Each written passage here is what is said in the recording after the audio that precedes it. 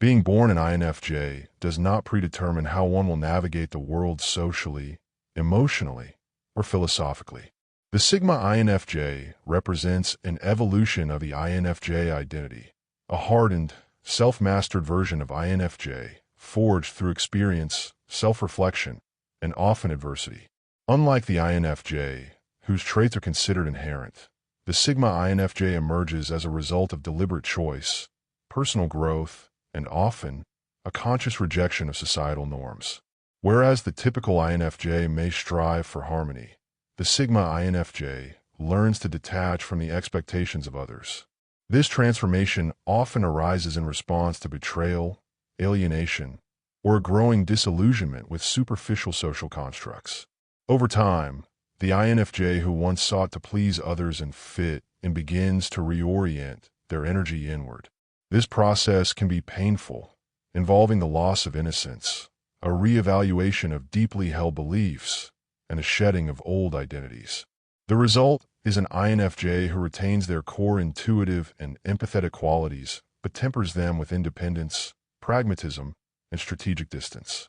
The Sigma INFJ becomes highly selective in their relationships, choosing solitude over inauthentic connection. They maintain the capacity for deep empathy, but no longer allow it to be a weakness that makes them vulnerable to manipulation or emotional exhaustion. The Sigma INFJ, unlike their more traditionally oriented INFJ counterparts, does not seek validation from the external world. Their judging function no longer manifests as a desire to structure their lives around social obligation, but rather as an internal system of principles and goals that are self-defined and rigorously maintained. This evolution requires immense self-discipline and introspection. The Sigma INFJ often retreats into themselves, not out of fear or avoidance, but to rebuild with purpose. Through this internal crucible, they develop an unwavering sense of identity that is impervious to social approval.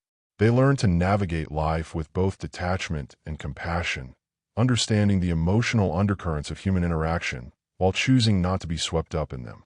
The Sigma INFJ is not an archetype that one simply falls into. It is the result of hard-earned transformation. It reflects the INFJ who has outgrown the need for external belonging and who instead embodies the paradox of deep emotional intelligence paired with radical autonomy. Where the INFJ is a dreamer, the Sigma INFJ is a realist with a dreamer's soul.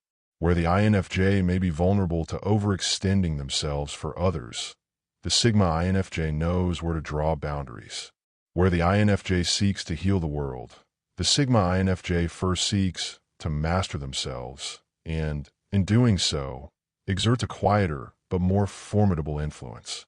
Thus, while the INFJ is born instinctual, empathetic, idealistic, the Sigma INFJ is undeniably made. Shaped not only by the crucible of life's challenges, but also by an inner resolve to become someone who walks their own path, free from the confines of expectation and unafraid of solitude. This transformation is not common, even among INFJs, because it demands a conscious and often lonely journey toward a higher form of selfhood. But for those who walk it, the Sigma INFJ represents a rare fusion of depth, independence, and authenticity. Early in life, the INFJ might attempt to give more, help more, adapt more, trying to heal or fix what is broken.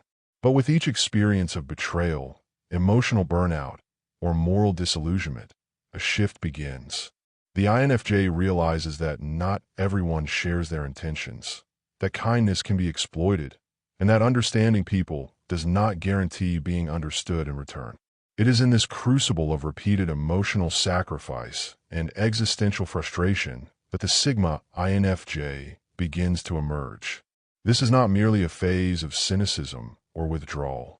It is an alchemical process in which the INFJ burns away illusions, external dependencies, and naive idealism, and replaces them with self-reliance, discernment, and clarity. This change often happens silently. INFJs are notoriously private, and the transformation into a Sigma INFJ often goes unnoticed until the difference is undeniable. They no longer seek a place in the social current. They become the still, deep waters beneath it. The Sigma INFJ redefines their relationship with power and influence.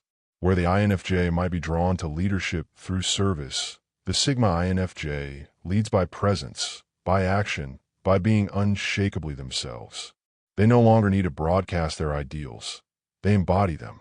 Their extrovert feeling becomes more selective, no longer pouring itself out to the world indiscriminately, but becoming a scalpel rather than a sponge, cutting through superficiality rather than absorbing it. Interestingly, the Sigma INFJ can appear colder or more emotionally distant to those who only knew their earlier self. They might no longer rush to reassure, to comfort, to adapt. This is not a loss of compassion. It is its refinement. The Sigma INFJ has learned that true empathy requires boundaries, and that authentic connection cannot exist without self-respect. Their solitude is not a refuge, but a sanctuary, a space they guard with reverence because they understand the cost of letting the wrong energies in. While the INFJ may seek belonging, the Sigma INFJ transcends it. They move from being seekers of acceptance to creators of their own path. They are not antisocial. They are selectively social. They are not aloof. They are focused. They are not emotionless. They are emotionally sovereign. They may still feel deeply, even agonizingly, but those feelings are channeled inward, used for insight, art, and private understanding rather than public display. The Sigma INFJ doesn't just exist outside the hierarchy.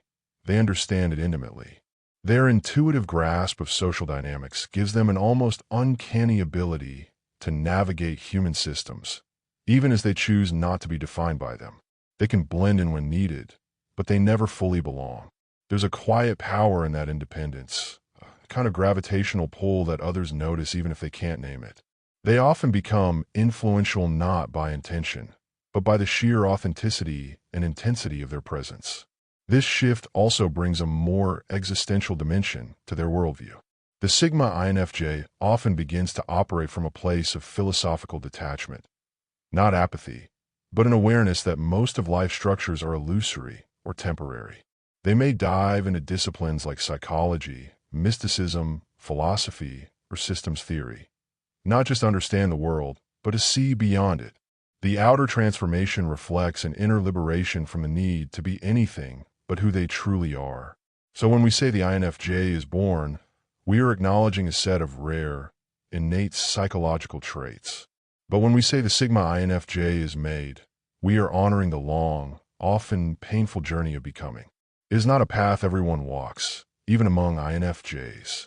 But those who do emerge from that process carry a quiet kind of power, one that is not given by society, but carved from the soul itself.